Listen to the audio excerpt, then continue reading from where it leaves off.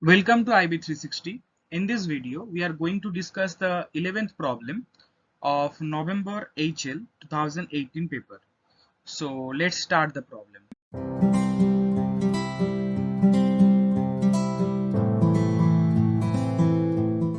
So the first question is, here you can see, find the roots of z to the power 24 equals to 1 which satisfy the condition 0 less than argument of z less than pi by 2, expressing your answers in the form of r e to the power I theta, where r theta belongs to positive rational set or positive real set. So now we will start.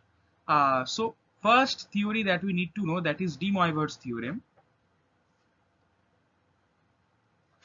So De Moivre's theorem, this will be needed in this particular problem, De Moivre theorem. So according to De Moivre theorem, we have r of cos theta plus I sin theta whole to the power n is equals to r to the power n cos n theta plus I sin n theta. So this is the thing that we will get after the De Moivre theorem. So here the complex number is expressed as cos theta plus I sin theta. So the same thing we will apply here. So if we try to apply the same thing where we have z to the power 24 equals to 1, then we can get this idea, and we will be able to do the sum in this way, that is r cos theta plus I sin theta whole to the power 24, because z to the power 24, this is equals to r to the power 24 cos 24 theta plus I sin 24 theta. Now the thing is, the complete value is equals to 1, so we can write r to be equals to 1. This is the value that we have got from this equation. So ultimately this equation becomes cos 24 theta plus I sin 24 theta.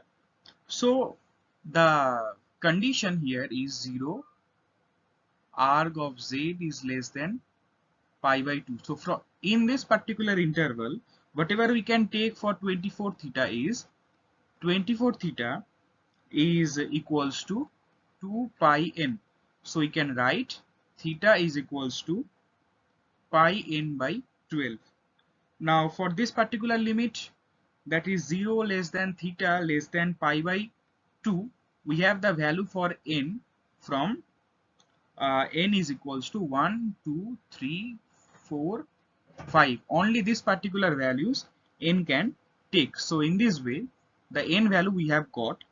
So the theta values will be like this. So the value for z will be like this: e to the power I pi by 12, comma e to the power 2 pi by 12, comma e to the power I 3 pi by 12, comma e to the power I 4 pi by 12, and e to the power I 5 pi by 12.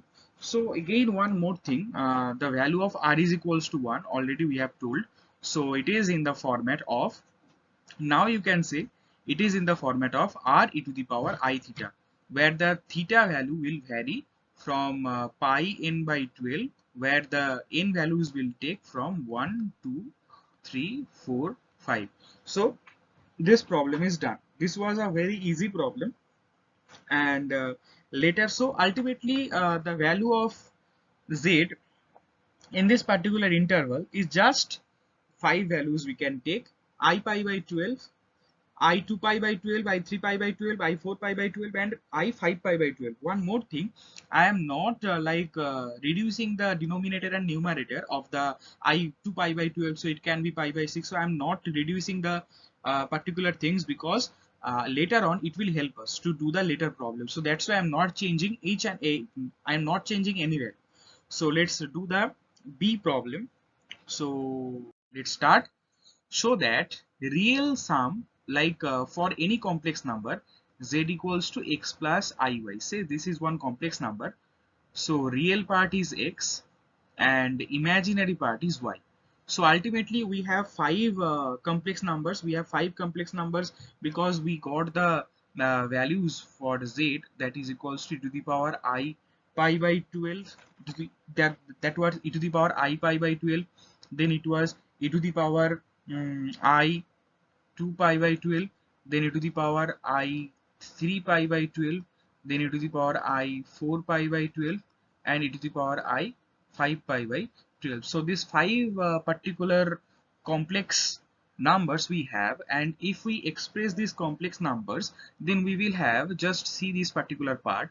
So it is basically e to the power I pi by 12, and in the previous slide we have discussed the De Moivre's theorem. So from here you can write, I am just expressing one. So let's express this particular complex number. So it is basically cos 3 pi by 12 plus I sine 3 pi by 12.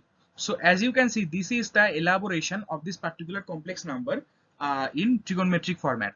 So ultimately cos 3 pi by 12 plus I sine 3 pi by 12, this is the real part and this is the imaginary part. So after getting the real part and imaginary part, what we need to do, in the question we have been asked to add all the real parts, and that is we have to prove that is equals to all the addition of the imaginary part. So whenever we are doing this problem, so ultimately the real part, real s, is equals to cos pi by 12 plus cos 2 pi by 12, these are the angles, plus cos 3 pi by 12 plus cos 4 pi by 12 plus cos 5 pi by 12. So we have the five real parts of five complex numbers. Now imaginary of sum will be sine pi by 12 plus sine 2 pi by 12 plus sine 3 pi by 12 plus sine 4 pi by 12 plus sine 5 pi by 12. So I am arranging this particular part from this side to this side, from this side to this side. So I am getting sine 5 pi by 12 plus sine 4 pi by 12 plus sine 3 pi by 12 plus sine 2 pi by 12 plus sine pi by 12. Just see the fact, that is only you see this part and this part. That is basically from where we will be getting this particular thing, from sine theta is equals to cos pi by 2 minus theta. From this particular formula we can tell that is cos pi by 12 is equals to sine pi 5 pi by 12. So cos pi by 12 is equals to sine 5 pi by 12. We can easily say that. And after all this particular term will be equals to this particular term, this term is equals to this term equals to this term, and this term equals to this term. So ultimately from equal points we can write the real sum is equals to imaginary sum. I think it is clear to you, because the formula, that is sine theta is equals to cos pi by 2 minus theta, from this particular formula we are getting the complete answer. Because, and one more thing, the arrangement I have done in such a way that the corresponding terms, if we check, the corresponding terms will be equal. So in this way this particular problem can be done. So we have shown that real part is equals to imaginary part, or the summation of the real part is equals to summation of the imaginary part.